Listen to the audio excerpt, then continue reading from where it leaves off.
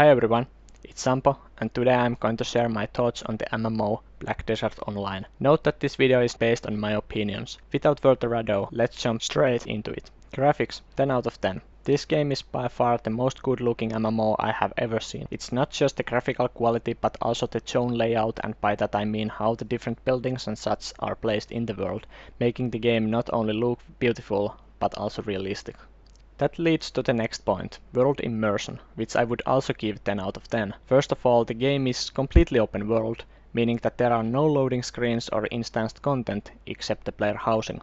The game world really feels like it's lived in. When you go to a town, there are not just a lot of players but also a ton of NPCs. Also, I really like how this game has implemented the fast travel system. Instead of instantly teleporting to a location, you can leave your character auto-running to the location you want. Using the auto-run feature makes the roads in the game world populated by the player characters, and that's something you don't usually see in an MMO. Also, the fact that there are no fast travel makes you actually feel like you're far away from home when on an adventure. This is definitely one of the features that make the game world more realistic in my opinion. Let's talk about the combat in this game.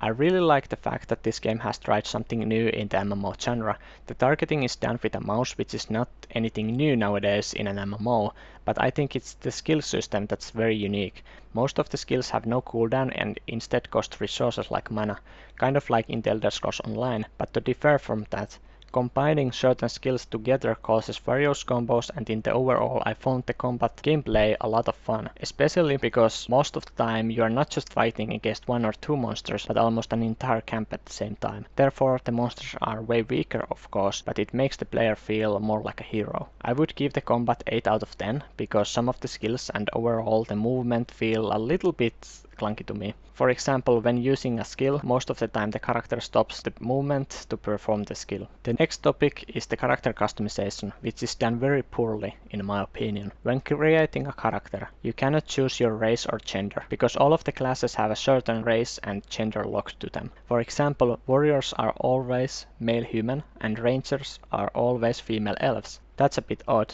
but whatever, we can manage that. Let's continue. You cannot get different looking armor or weapons for your character unless you buy them from the cash shop. And by the way, the cost of one armor skin is $30. Yep, $30. I don't usually mind that there is a cash shop because that's how the developer makes the money, but to be honest, not having any kind of visual customization for a character outside the cash shop is one thing less to do in the endgame. I would give 1 out of 10 for this game's character customization, and the only point is coming from the visual customization options given in the character creation. About the payment model of this game, I really like the fact that it follows the buy-to-play model and the cash shop. However, the pricing in the cash shop is not only very expensive, but the entire game is built around it so that you almost need the items that are in there. For example, when farming monsters, the monsters will drop a ton of loot, but good luck looting all of them before more monsters respawn and attack you. Guess what? You can actually buy mini-pets from the cash shop that will loot the items for you. Yeah, but totally not interested in spending $30 to buy the pets. The payment model and the systems built around it, I would give it 4 out of 10. The end game. This is a huge topic in MMOs nowadays. What keeps us playing the game? The first thing you need to know is that this game is a sandbox game, not a theme park like World of Warcraft, Guild Wars 2 or Blade & Soul. This means that there is not just the one way to play the game. Instead, you do whatever you want. Whether that is gathering, fishing, killing monsters, world PvP, questing, and so on. Ultimately, all of them reward you with an in-game currency that you can spend on getting better gear, but that's about it.